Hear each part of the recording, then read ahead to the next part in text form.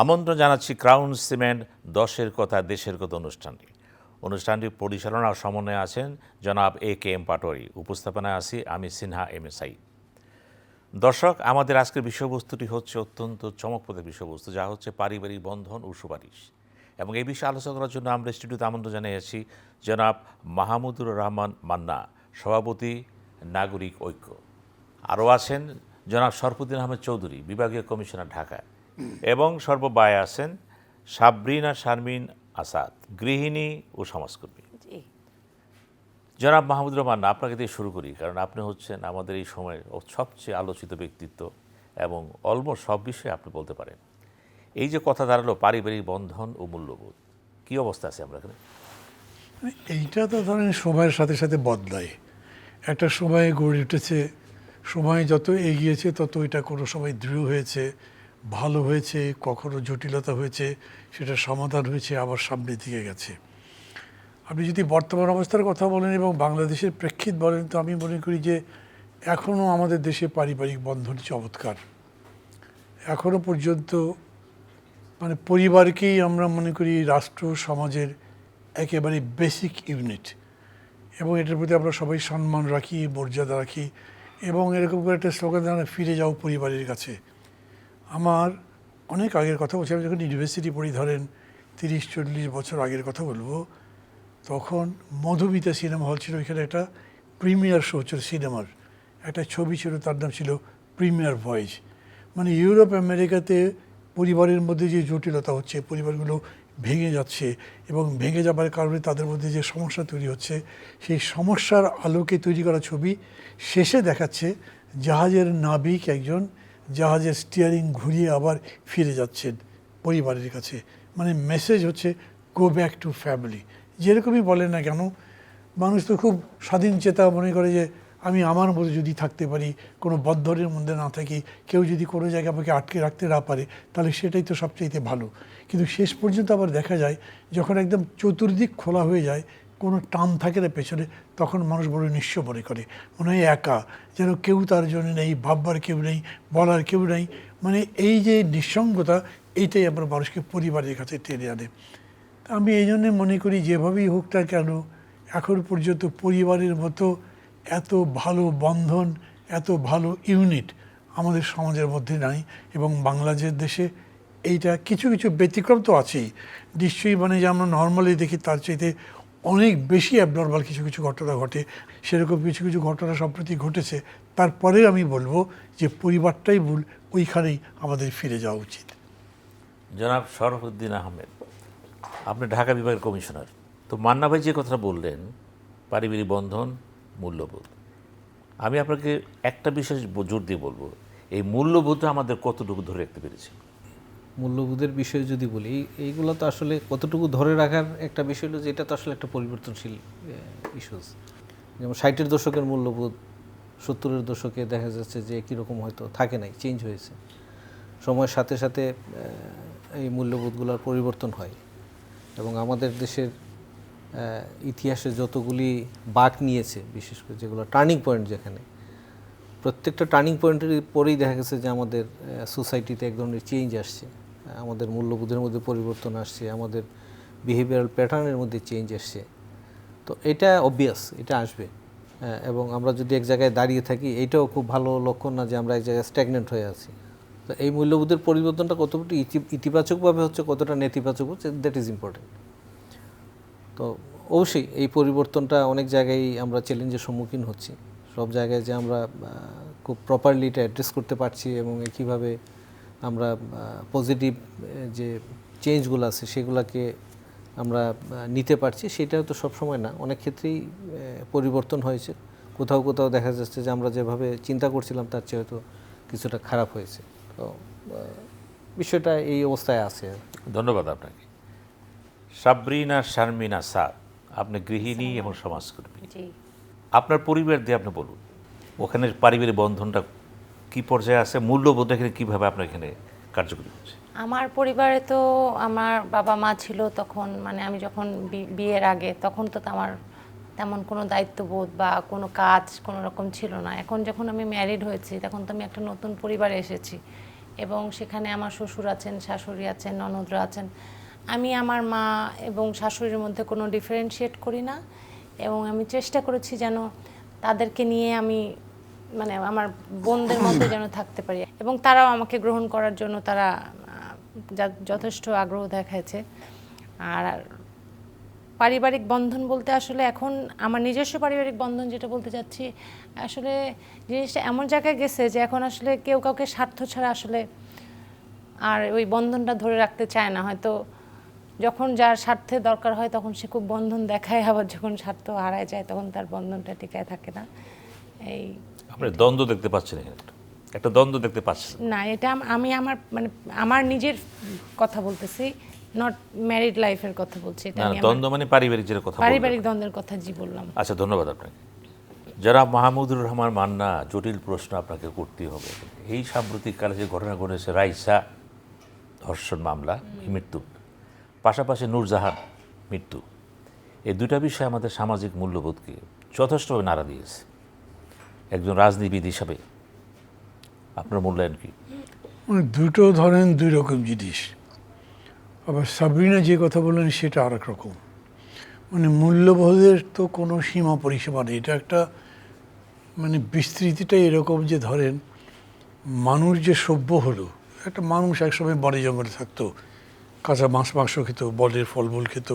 মানে ধরেন আমি আমার ছোটোবেলায় শুনেছি ওয়াজ বলেছে ওই চাঁদে নাকি মানুষ গেছে, চাঁদের গায়ে নাকি পা রেখেছে, মানে চাঁদকে লাথি দিয়েছে, যে চাঁদ দেখে আমি রোজা রাখি, রোজা করি, ঈদ করি, সেই চাঁদের উপরে পা রাখা এটা কোনো কথা হলো?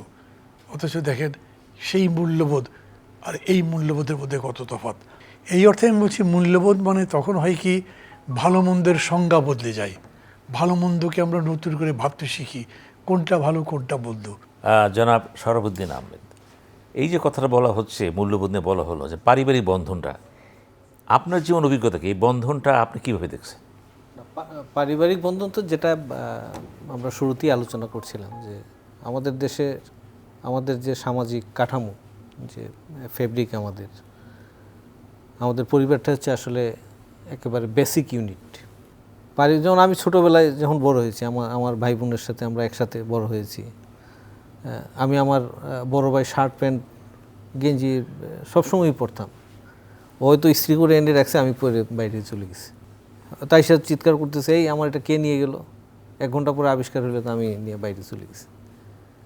তো এইরকম একটা ধরেন সম্পর্ক পরিবারের ভাই বোন বা আত্মীয় স্বজন সবার সাথে একটা মেলবন্ধন যেটা ছিল, এটা তো খুবই চমৎকার ছিল। আমাদের সোসাইটি যত অগ্রসর হয়েছে আমাদের এটাতে পরিবর্তন আসছে। মানুষ যখন শহর কেন্দ্রিক, শহরে বেশি বসবাস করা শুরু করলো, তখন যে আমাদের গ্রামীণ যে একটা একসাথে একান্নবর্তী পরিবারের যে একটা ধারণা, এখান থেকে আস্তে আস্তে বিচ্যুতি শুরু হয়। যারা শহরে আসে তারা শহর কেন্দ্রিক বা নাগরিক জীবনে অভ্যস্ত হয়ে পড়ে। এখানে আবার একটু মানুষের জীবনযাত্রা, আচার আচরণ, চলন বলন একটু ডিফারেন্ট, একটু বিচ্ছিন্নতা থাকে নিজেদের মানুষের মধ্যে পারস্পরিক। যেমন আমার গ্রামে বা আমার এলাকায় বা আমার ইউনিয়নে, আমার উপজেলায় যে কোনো একটা মানুষ মোটামুটি ধরনের পরিচিতি আছে, জিজ্ঞেস করলে সবাই বলতে পারে যে হ্যাঁ এটা এই লোকটা অমুক, তার বাড়ি অমুক জায়গায়, তার আত্মীয় স্বজনরাই। কিন্তু ঢাকাতে দেখা গেলো এক ফ্ল্যাটের লোক পাশাপাশি ফ্ল্যাটে বসবাস করে, কেউ কাউকে চিনছে না। তো এই যে ধরেন একটা বিচ্ছিন্নতা, এটা সোসাইটির এটা প্রভাবটা আস্তে আস্তে আস্তে আস্তে দেখা গেছে যে একদম পরিবার পর্যায়ে পর্যন্ত চলে গেছে। যেমন এখন আমরা কি দেখি যে বাচ্চাদের মধ্যে যে একটা প্রবণতা, হয়তো স্কুল থেকে আসার পরে হয়তো সে ফোনের মধ্যে হয়তো তার রুমে যে এই ফোন নিয়ে ব্যস্ত হয়ে পড়লো। পরিবারের অন্যান্য সদস্যদের সাথে যে একটা ইন্টারাকশন করা, এটার প্রবণতা বা ইয়াটা অনেক অনেক অনেক কমে আসছে। যেমন 80-র দশকে বা তারপরেও বাসায় তো একটা টিভি ছিল, অন্য কোনো বিনোদনের ইয়ে ছিল, সবাই ড্রয়িং রুমে একসাথে জড়ো হতো। আমি আপনাকে এখানে আসবো, বাসায় একটা টিভি ছিল সেটা বলতে।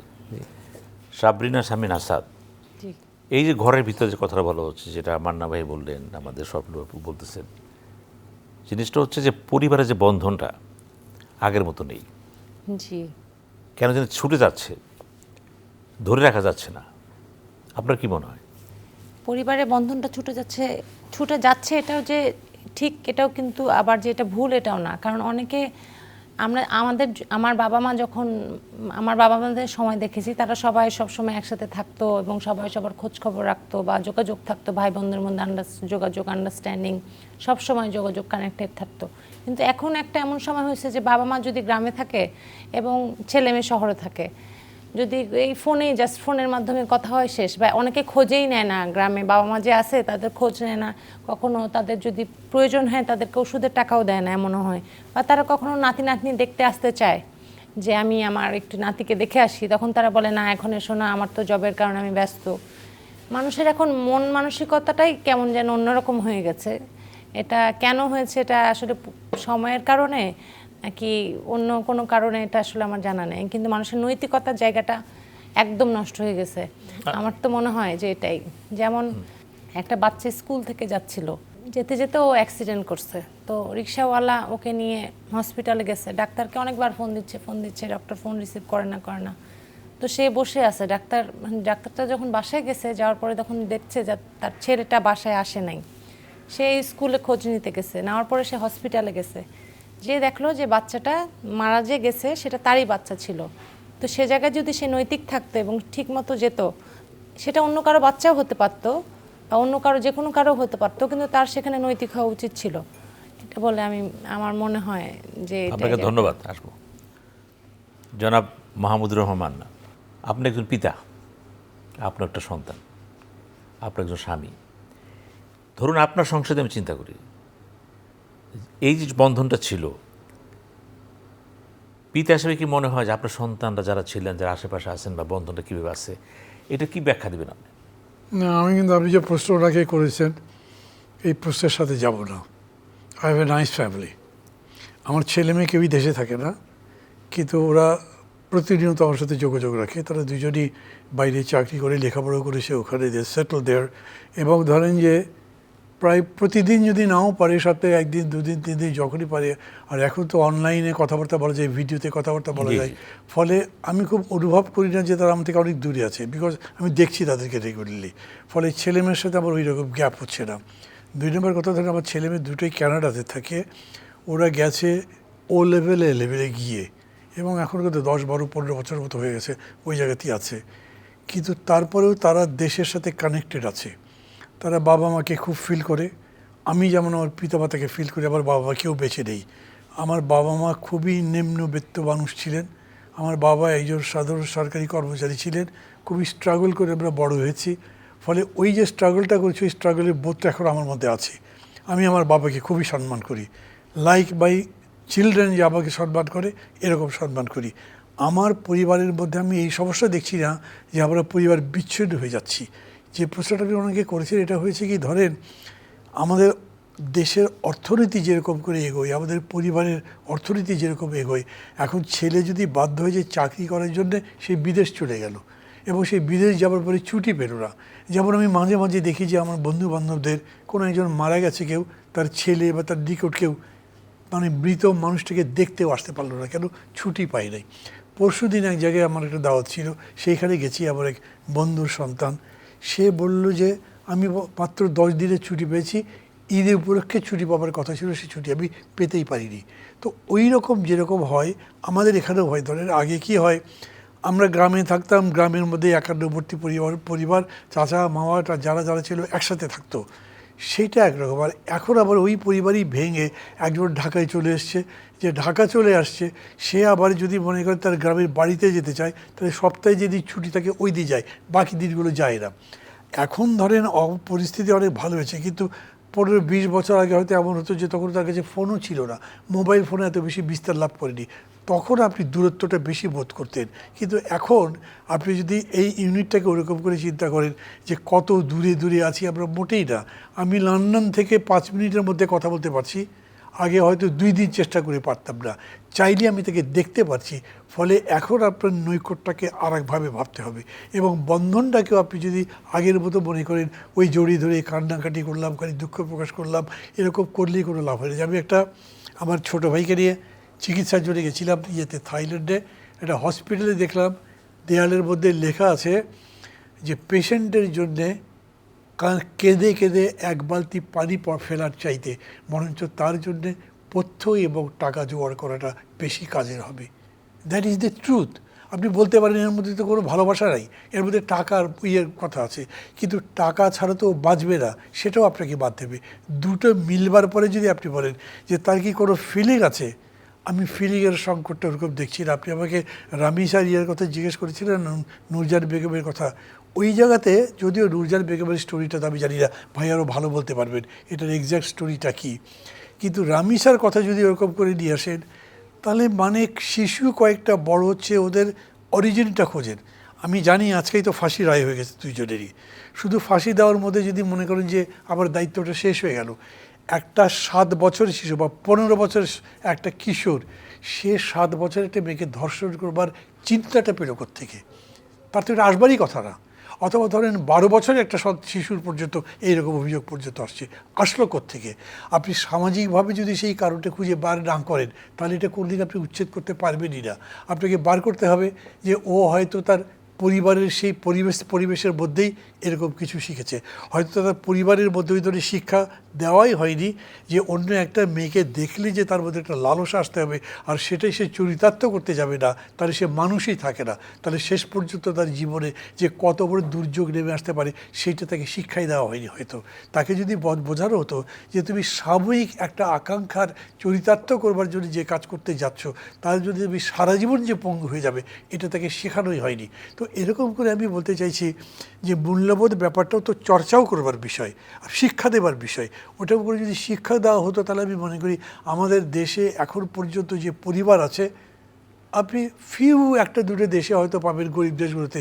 উন্নত দেশগুলোতে এখন এরকম করে পরিবার দেখেই না। ওই দেশে বাবা মাকে ট্রিট করে আরেকভাবে, কিন্তু তার মানে ওদের যে ভালোবাসার অভাব আছে, ওই রকম করে আমি মানে গড়পড়তে অভিযোগ করবো না। আমি বরঞ্চ বলবো যে একদম পরিবেশ সময়ের সাথে সাথে আপনি পরিবার এবং রাষ্ট্র সব কিছুকে মিলে যদি চিন্তা করেন, তাহলে বেশি হবে। লাস্ট একটা কথা বলি, একটু রাজনৈতিক হবে, আমি নিজে রাজনীতি করি বলি উদাহরণটা আসলো। দেখেন, আমি আজ থেকে 4-5 বা 3-4 বছর আগে পর্যন্ত শুনতাম যে এই সমাজের যুবকরা, এদের খালি নিজেদের ধান্দা, ওরা স্বার্থপর, ওরা নিজেদের ছাড়া কোনো কিছু ভাবে না, ওরা কেরিয়ার দেখে, তারা কোন টাকাতে গেলে টাকা কামাই করতে পারবে, ভালো চাকরি পাবে, ভালো একটা বিয়ে করতে পারবে, সংসার করতে পারবে, এইসব ভাবে। অথচ 24 সালে দেখেন এই যুবকরা, এই মেয়েরা বাংলাদেশে যে ইতিহাস তৈরি করলো, সারা পৃথিবী তাকিয়ে দেখবার মতো একটা বিষয়, ওটা আসলো কোত্থেকে? ওই মূল্যবোধটাও কোনো জায়গা থেকে তৈরি হয়েছে। সেইটা খুঁজে বার করে যদি চর্চা করা যায়, আমি মনে করি উই হ্যাভ ডিসেন্ট লাইফ। আপনাকে ধন্যবাদ। জনাব শরফুদ্দিন আহমেদ চৌধুরী, আপনার কাছে একটা একদম স্পষ্ট কথা জানতে চাচ্ছি, সেটা হলো এই যে নূরজাহান বেগমের যে উনি মারা গেলেন, তার 3টি সন্তানই কিন্তু উচ্চশিক্ষিত এবং একজন বোধহয় সরকারি প্রশাসন আছেন। তো এই ধরনের উচ্চশিক্ষিত, যাদের শিক্ষার কোনো ত্রুটি ছিল না, মূল্যবোধ ত্রুটি ছিল না, তো যে ঘটনাটা ঘটলো, এটার ভিতরে সমাজে কী পেল, কী জানতে চাইল না? শিক্ষিত অশিক্ষিত পার্থক্যের কোথায় চলে আসে? না, ডেফিনেটলি আপনি যেটা বলছেন যে আমরা শিক্ষিত মানুষের কাছ থেকে অনেক বেশি সেন্সিবল এবং সোসাইটির প্রতি অনেক বেশি কমিটমেন্ট, এটা প্রত্যাশা করি, কিন্তু এটা সবসময় সত্য হবে এটা হয়তো না, এর মধ্যে ব্যত্যয় আছে। আমরা তো এমনও দেখেছি যে বৃদ্ধ বাবাকে একদম মাথায় করে ডাক্তারের কাছে নিয়ে এসছে, আবার কাঁধে করে নিয়ে যাচ্ছে, এটাও যেমন দেখেছি অন্তত সাধারণ মানুষের মধ্যে। আবার উচ্চশিক্ষিতের মধ্যে আমরা দেখছি যে পাশের ফ্ল্যাটে হয়তো মা মৃত্যু হয়ে গেছে 6 দিন 7 দিন, আমরা পাশে থেকে হয়তো জানতে পারছি না। তো এটা একেবারেই শিক্ষার সাথে সম্পৃক্ত করে চিন্তা করা যাবে এইরকম না। এটা শিক্ষা তো অবশ্যই এটা একটা, কারণ শিক্ষার মাধ্যমে তো মানুষের এক ধরনের পরিবর্তন আসে, চিন্তা চেতনায় পরিবর্তন আসে। এটা পরিবারটা কিভাবে আসলে গড়ে ওঠে, কিভাবে একটা বাচ্চা একটা পরিবারের মধ্যে বড় হয়, 3টা সন্তানই কিন্তু একই অবস্থা। একই অবস্থা। এর মধ্যে একজন কানাডাতে থাকেন, 3 জন হয়তো 3 জায়গায় অবস্থান করেন। না, তারপরেও যেটা আমি মান্নাবের সাথে যুক্ত করতে চাই যে আমাদের পারিবারিক বন্ধনের বিষয়টি এখন ওইটা পৃথিবীর যে কোনো দেশের চেয়ে আমাদেরটা ইউনিক। যেমন আপনি দেখেন 2টা ফেস্টিভ্যাল যখন হয়, এই ঢাকা শহর থেকে লক্ষ লক্ষ মানুষ গ্রামে চলে যায়, একদম তার যে নারীর টান যেখানে সেখানের মধ্যে। যাওয়ার ধরনটা কি? ট্রেনের ছাদে উঠে, বাসের ছাদে উঠে, ট্রাকে উঠে, বৃষ্টি ঝড় বৃষ্টি কোনো কিছুই তাকে কিন্তু থামাতে পারে না, সে কিন্তু চলে যায়। আমরা যখন বিভিন্ন মিডিয়াতে ইন্টারভিউ দেখি যে বলে যে আপনি এইভাবে যাচ্ছেন, বলে কিছু করার নাই, যেতেই হবে। মানে কোনো কিছুই তাকে কিন্তু থামাতে পারে না। পারিবারিক বন্ধন। পারিবারিক বন্ধন এটা। আবার অনেক আছে হয়তো ঠিক ঢাকা শহরে অবস্থান করছে, ঢাকাতেই হয়তো বাবা মা আছে বা অন্য আত্মীয় স্বজন আছে, হয়তো যোগাযোগ হচ্ছে না। তো এটার একেবারে সরলীকরণ করা খুব ডিফিকাল্ট। তো যে বিষয়টা আপনি সামনে নিয়ে আসছেন আমাদের নূরজাহান বেগমের, এটা খুবই আনফর্চুনেট, এবং এটা খুব সচরাচর সবসময় হচ্ছে সেটাও বলা যাবে না। এটা একটা এক্সেপশন হিসেবে আমি দেখতে চাই। এবং যারা এটার সাথে ওনার যে সন্তানরা যারা ছিলেন তারা কেন এটা করেন না, এটা ভাববার বিষয় আছে। আমার মনে হয় যে সমাজ বিজ্ঞানীরা এটা নিয়ে অনেক কাজ করার জায়গা আছে। এটা আমাকেও ভাবায়। ভিতরে এমন কিছু আছে যেটা আমরা জানি না, এক্স্যাক্টলি। ইতিহাসটা অন্যরকম হতে পারে। আপনাকে ধন্যবাদ। সাবরিনা, শারমিন, জি, এই যে দুজন বক্তা সুন্দরভাবে কথাগুলি বললেন, মেইন কথা তো একটাই, শিক্ষিত হচ্ছে, বাইরে চলে যাচ্ছে দেশের ব্যাপার হচ্ছে যে এখন সায়েন্স টেকনোলজি এমন একটা পর্যায়ে গেছে, যেটা মাহমুদুর রহমান সুন্দরভাবে বললেন, যে সন্তান যেখানেই থাক জি, তার সাথে আমার 5 মিনিটে কথা হয়ে যেতেছে, ফিজিক্যালি দেখতে পাচ্ছি তাকে আমি। এতে কিন্তু বন্ধনটা কিন্তু আগের চেয়ে আরও বেড়ে গেছে, কিন্তু কাছাকাছি হয়েছে। ভূগোল কিন্তু ভৌগোলিক পর্যায়ে নাই এখন। ঠিক এই অবস্থার ভিতর দিয়ে এই বন্ধনটাকে আমরা আরও কীভাবে সুন্দর করতে পারি? যেমন স্যার বললেন যে কথাটা, যে আমি ফিল করতেছি না, বা অনেক দূরে আছে আমার ছেলে মেয়ে, আমি তো চাইলেই 2 মিনিটে ফোনে কথা বলতে পারি, এটা তো মানে স্যার ফিল করে, কিন্তু অনেক বাবা মাই কিন্তু এই জিনিসটা ফিল করে না। যেমন গ্রামের বাবা মা, যেমন তারা কিন্তু এটা ফিল করে না, যে ওনারা কেমন চায় যে আমি আমার ছেলেকে তো বড় করেছি, মানুষ করেছি, ছেলে ভালো করে ভালো লিড করতেছে, লাইফ লিড করতেছে, আমি তার কাছে যে একটু থাকবো না, আমি আমার নাতিপুতির সাথে একটু থাকবো, একটু সময় কাটাবো। কিন্তু তখন দেখা যায় যে কোনোভাবে হয়তো বা তাদেরও কোনো সীমাবদ্ধতার কারণে তারা আনতে পারে না, বা অনেক সময় অ্যাভয়েড করে যায়। তো এটাতে বাবা মা কষ্ট পায়, তখন বলে না, তখন যেটা শুধু এই ফোনের মধ্যে সীমাবদ্ধ থেকে যায়, তারাই এই দূরত্বটা ফিল করে। কিন্তু এটা আমার ক্ষেত্রে হলে হয়তো আমি ফিল করতাম না যে হ্যাঁ ছেলে দূরে আসছে, আমি একটু স্যারের সাথে একমতে, আমি যে ফোনে 5 মিনিটে তো আমার কথা হচ্ছে, আমার কেন দেখা করতে হবে। কিন্তু এটা আমাদের ক্ষেত্রে না হলেও অনেকজনের ক্ষেত্রে এই জিনিসটা অনেক দূরত্ব তৈরি করে ফেলে তাদের মাঝে, এবং তাদের মূল্যবোধের জায়গা থেকেও ছেলে মেয়েদেরও ভাবা উচিত যে আমার বাবা মা আমার জন্য এত কিছু করেছে, আমি তাদের জন্য এইটুকু তো স্যাক্রিফাইস করতে পারি। জনাব মাহমুদুর রহমান, 1 কোটি লোক থাকে দেশের বাইরে, প্রবাসী, এবং তারা সবাই কিন্তু রেমিটেন্স পাঠাচ্ছে দেশে বাপমার জন্য, এই পারিবারিক বন্ধনের জন্য। এবং আপনি সুন্দরভাবে বলেছেন, সায়েন্স অ্যান্ড টেকনোলজি আমাদেরকে একদম এত নিকটে এনেছে, আমরা ফিল করি না যে আমার ছেলে, আমার মেয়ে বা আমার চাচা দাদা কোথায় আছে। এই যে আপনি একটা কথা বললেন, আমি তো মনে করি এটা একটা সুন্দরভাবে গুছিয়ে কথাটা বলেছেন। এর সাথে আপনি কী যোগ করতেছেন? ওনার কথা দিয়ে বলি, সাব্বিরে যেরকম করে বললেন, মানে হয় কি, ধরেন যা আমি পছন্দ করি তাকে তো আমি কাছে পেতে চাই, আমার ছেলেকেও আমি কাছে পেতে চাই, মেয়েকে কাছে পেতে চাই। কিন্তু জীবনটা তো এরকম নয় যে আমি যা চাই তাই করতে পারি, এটা বুঝতে হবে। জীবনটা একটা সংগ্রামের মধ্যে দিয়েই এসছে, এবং জীবনটা যাপনও করছি একটা সংগ্রামের মধ্যে দিয়ে। এই সংগ্রামকেটাই আমি উপেক্ষা করব, এটাকে আমি বাদ দিয়ে দেবো, সেরকম কিন্তু আমি করতে পারবো না। সেই বিষয়টাকে ধরে যদি বলেন, তাহলে আমি বলছি যে তারপরে পরিবারের বন্ধনটা টিকে রাখা যায়। এর মধ্যে খারাপ মানুষ আছে, সেটা তো অন্য উদাহরণ। একটা ছেলে তার মাকে দেখেই না, সে যথেষ্ট পয়সা কামাই করে, তারপর তার পিতা অভুক্ত থাকে, এটা যদি ও তো মানুষের জাতি হলো না। ওইটা নিয়ে আমরা এখানে আলোচনা করে কোনো লাভ নেই, ওটার আমরা প্রশ্রয়ও দিতে চাই না, ওইটা জনগণকে আমি শেখাতেও চাই না যে দেখো মানুষ কত খারাপ। আমি বলি যে খারাপ লোককে তুমি খারাপভাবে দেখো, তার সাথে যাতে তুমি না যাও। যেমন ধরেন এই যে নূরজাহান বেগমের কথাটা আসলো না, আমি খুবই কষ্ট পেয়েছিলাম ঘটনাটা দেখে। আমি নিজেও একটা টকশো যেহেতু করি, সেই টকশোর মধ্যে আমি এটা আনতে চেয়ে পরে আনলাম না। আমার নিজের মনে হয় আমার একটু জানা দরকার, কারণ ওই মহিলা ওই মেয়েটার কাছে থাকতেন, সেটা তো ফ্যাক্ট।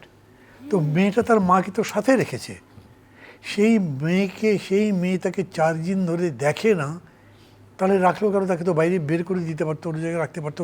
এই চিন্তা থেকে আমি একটা ডাবল মাইন্ডেড হয়ে গেলাম।